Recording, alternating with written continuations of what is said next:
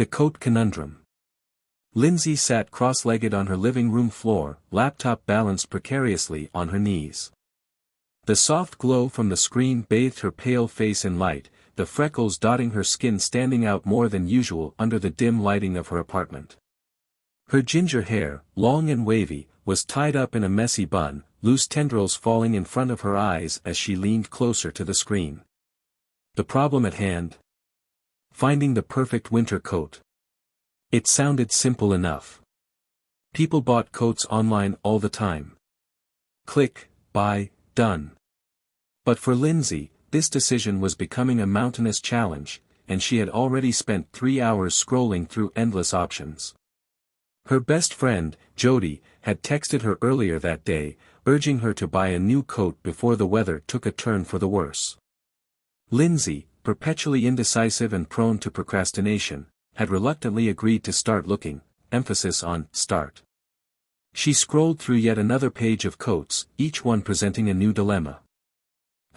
She murmured to herself, her brow furrowing in concentration as she clicked on a knee-length, olive green parka.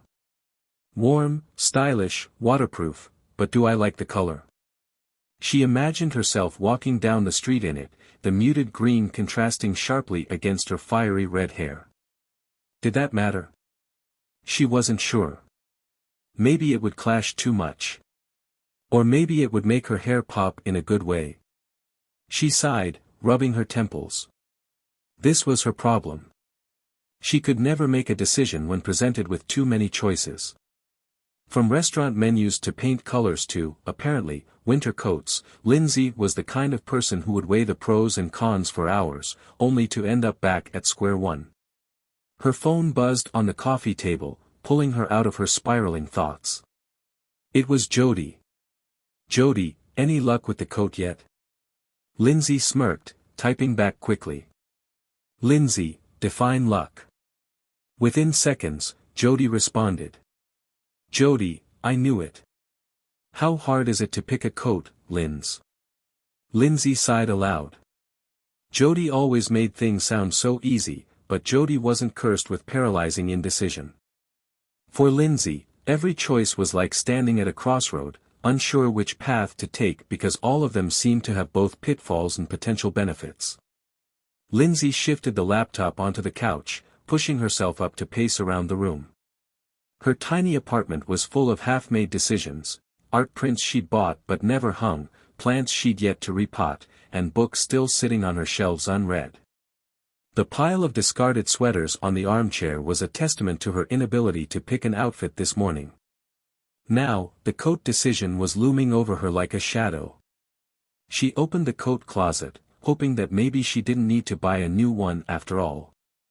Her current coat was old, faded in places, and the zipper had started sticking last winter. But it had served her well for years. The thought of replacing it made her feel a strange sort of guilt, as if she were betraying a loyal friend. She sighed and closed the closet door, returning to her laptop. The olive green parka was still staring at her from the screen, as if daring her to hit the Add to Cart button. Okay, she muttered, I'll just look at a few more. She scrolled again and paused at a long, woolen camel coat with a sleek, minimalist design. It looked sophisticated, the kind of coat a woman would wear while walking through the city with a coffee in hand, maybe on her way to an important meeting. The thought made Lindsay smile.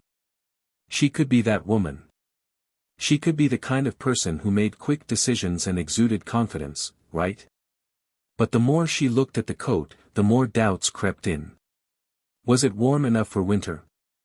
Would it look too formal for everyday wear? What if she needed something more practical? Her internal debate was interrupted by the sound of her phone buzzing again. Jody, you know what? Send me your top 3 choices. I'll pick one for you. Lindsay chuckled. Leave it to Jody to swoop in and offer a solution. But Lindsay wasn't sure she could even narrow it down to 3. She texted back. Lindsay, I don't have a top 3 yet. I'm overwhelmed. Jody called immediately, and Lindsay answered with a groan. Okay, Jody said, skipping the pleasantries. Walk me through this. What's the hold-up? There are just too many options, Lindsay said, flopping back onto the couch. Do I go for something practical, or something cute? Warm, or stylish? Long, or short? And don't get me started on colors. Jody sighed. You're overthinking this. I know, but I can't help it. What if I pick the wrong one? What if I regret it? Then you return it. Jody laughed. It's not a lifelong commitment, Linz. It's just a coat.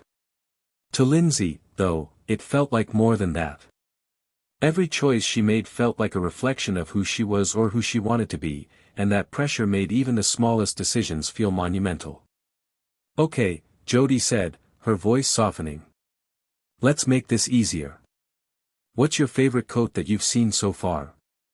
Lindsay hesitated, her mind going back to the olive green parka.